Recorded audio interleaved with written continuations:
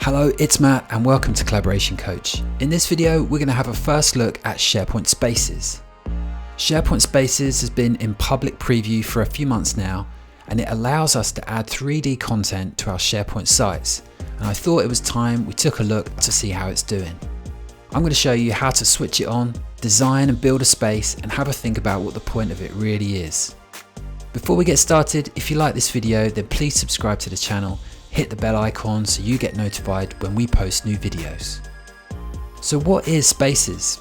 A SharePoint space is a 3D environment that's embedded in the SharePoint page.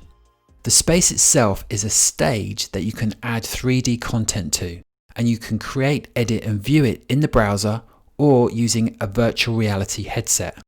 The space is a page that you store in a pages library, and it can be published just like a normal page, and it's available to everyone who has access to the site.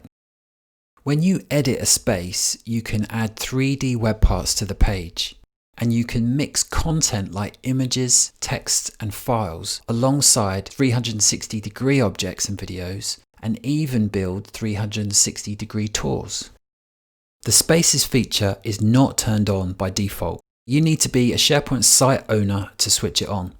To do that, go to the settings wheel in the top right corner and choose Site Information. Then scroll to the bottom of that window and choose the View All Site Settings link.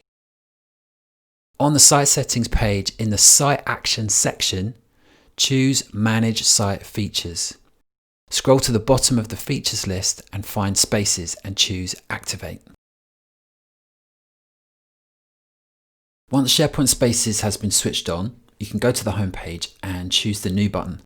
Now you should see a space option in the list of new items.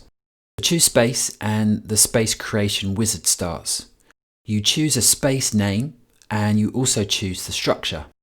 The structure is a list of templates that decide what the 3D space will look like, and you can see a simple picture of that structure in each thumbnail. It doesn't really matter which one you choose because you can change it afterwards. I'm going to call my space Hotel Tour and choose the spiral structure. Once you've chosen your name and structure, you press the Create button and the space is ready to be designed. You can now use your mouse or headset to move around the space, and you'll see the structure you chose and a background image. You can press the Space Design button now, and that will bring up a rail on the right hand side that you can use to change the structure. And you can do things like change the tone of the structure from light to dark. You can also change the background image, and there's a selection of outdoor scenes to choose from. Or you can choose an illustration or colour for the background, or upload your own 360-degree files. You can also add sound. A piece of audio can welcome visitors to your space, and you can also add an ambient sound like music or rain. I've got an audio file that I recorded here that I'm going to upload as the welcome, and I'm going to set the ambient sound to music. The next step is to add some 3D content to the space.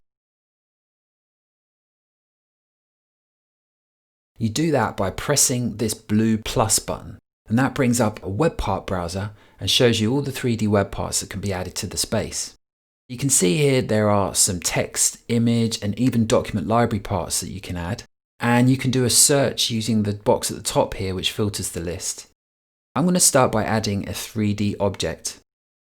When I choose that, I have to place it in the space, and I do that by just clicking wherever I want it to go.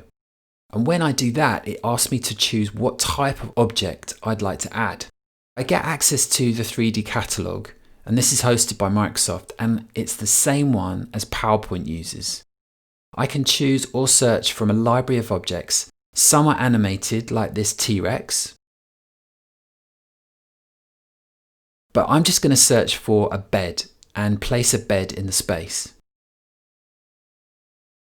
Once it's there, you can change its position and you can resize it with these blue handles. There's also an edit button that gives you some more control over the object. That opens this rail on the right hand side, and you can see the properties for the object. You can change it and add alternate text, so it's just like an image in a web page. You can also add what happens when you click on the object in the page. In the Actions section down here, you can add from a drop-down list of options. By default, it's Inspect. Once you've added your object, you can publish your page with the Publish button, and then it's available for everyone on the site to use. You see, I can click on the bed now and inspect it by spinning it around. Let's go back in and add another 3D part to the space. I press the Edit button again to start editing the space. I choose the blue plus button, and this time I choose Document Library. It prompts me to choose which folder I want to add, and I've got one here called Hotel Tour. It places the folder in a 3D form in the space, and I can move it and resize it just like I could with the bed.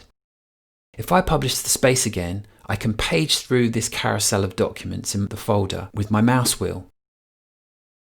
And I can click on one to choose it, and I see the first page of the document, and I can save it, open it in the browser, or close it down. Okay, last example. Let's try adding a 360-degree tour of a hotel room. I'm going to edit the space again and then choose the 360-degree tour.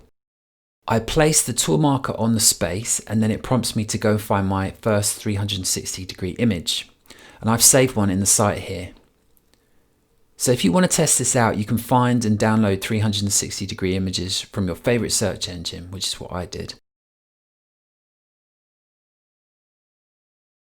When I edit the properties of this object by pressing the pen, I can open the tour builder, which will allow me to configure what happens in the tour. First of all, you can see I'm looking at the hotel room 360-degree image, and I can move around this room.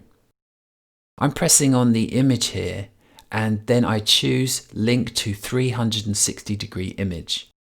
In the description, I'll just type great views of the city. And then below here, I'll add another image, which will be my view of the city. I've got one here of Tokyo. I'll select it, and that will leave a clickable marker in the hotel room image. Now I'm going to publish this space again, and we'll see what it looks like. So now when I hover over the marker, I can see the description, and when I click it, it takes me to the city view, which is the 360-degree image that I uploaded. And I can move around that. I can click the scene and choose backspace to go back to the hotel room. If I edit the room again, I can also add other annotations to this room, like text, images, video, and even documents. So in our hotel room scenario, you could have the room service menu or the TV guide or video recommendations on where to go during your stay. So I've got to admit, I was skeptical of why you would need a 3D virtual environment like this in your intranet. Spaces seemed to me like a bit of a folly when it was announced. But as I've started to use it, I can think of quite a few cases where it could be useful. For example, onboarding new employees where knowledge of environments is really important, like buildings or outdoor areas that could be shown in 3D videos, so you could allow people to choose where they want to look, where they thought was interesting. You need very little SharePoint experience, so it's relatively easy to get started. And you don't need any specialist gear unless you want to create the 360-degree images yourself. This is only my first look at the preview of Spaces, but now I'm really interested to see where Microsoft takes this. I'm also interested to hear what you think and whether you think you can make use of it too, so let us know in the comments. So thank you so much for watching, and I'll see you next time.